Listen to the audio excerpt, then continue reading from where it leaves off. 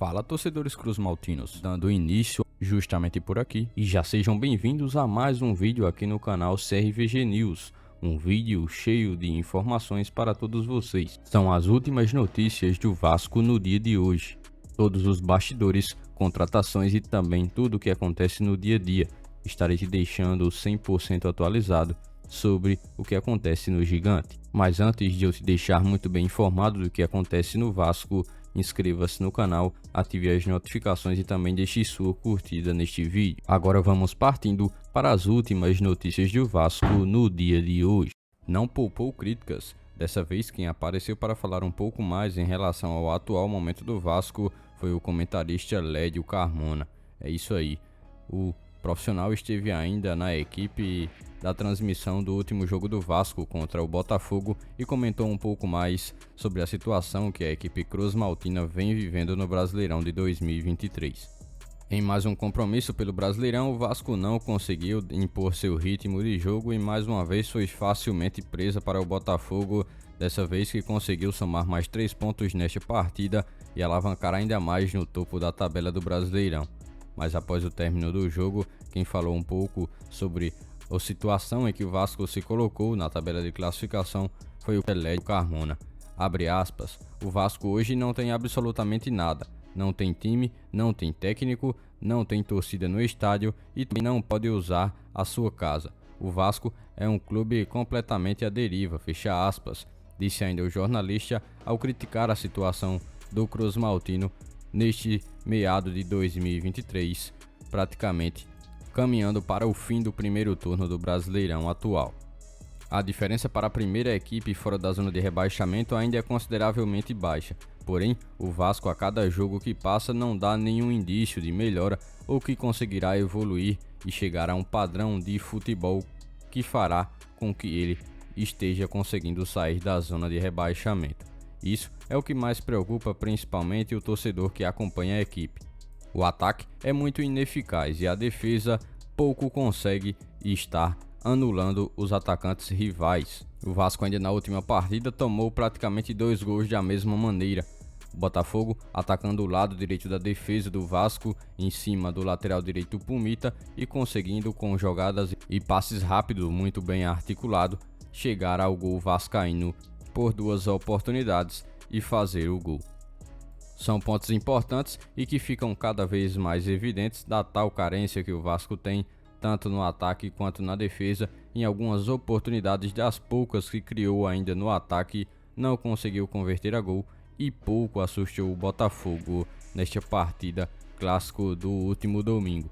Você, torcedor vascaíno, já esteja comentando a sua opinião sobre a atual situação aqui abaixo. A janela de transferências, a segunda do ano, está oficialmente aberta para que os clubes possam se movimentar na busca por reforços. E se tem uma equipe que vai precisar se movimentar nesta questão em relação a contratações, com certeza essa equipe é o Vasco. A equipe necessita de algumas peças que possam chegar e estar agregando com muita qualidade de forma imediata, pois a equipe precisa sair da situação atual que se encontra no Brasileirão de 2023, onde tem um desempenho muito ruim em 13 partidas, apenas 2 vitórias até aqui. Ainda de acordo com a Itatiaia, o Vasco agora oficializou uma investida pelo meia uruguaio Rodrigo Zalazar, jogador que recentemente também vem sendo comentado com maior frequência. Ele, que pertence ao Schalke 04 da Alemanha, agora aguarda uma resposta da equipe alemã que pretende vendê-lo por cerca de 16 milhões de reais. É um jogador que tem sim uma qualidade considerável e que o Vasco pretende investir no atleta. Ainda de acordo com a Itatiaia, a oferta inicial do Vasco foi de cerca de 15 milhões de reais ou 3 milhões de euros para contar com 60% dos direitos econômicos do jogador em um contrato até o final de 2027. Esses 15 milhões de reais seriam pagos em 2 parcelas, a primeira a ser debitada já quando o jogador assinasse o contrato com o Vasco e a outra já no final da temporada de 2023. O jogador busca um pouco mais de visibilidade, porém o atual momento que o Vasco se encontra é outro assunto que pode pesar justamente nesta questão dele aceitar ou não também a proposta vascaína para atuar no futebol brasileiro a partir já do segundo semestre do ano. Outro jogador que aparece como opção no mercado por estar em fim de contrato é o meia Diego Pituca, que atua no futebol do Japão. O jogador está em seus últimos meses de contrato e, ao que tudo indica, ele não renovará seu vínculo por lá.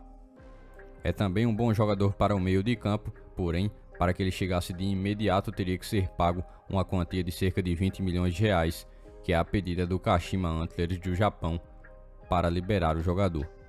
O atleta tem 30 anos de idade e atuou no futebol brasileiro pelo Santos. Ele consegue fazer a posição de meia central e no Kashima ele é titular absoluto com 20 jogos e um gol marcado na temporada de 2023. Comente aqui abaixo quantos reforços o Vasco necessita para esse segundo semestre.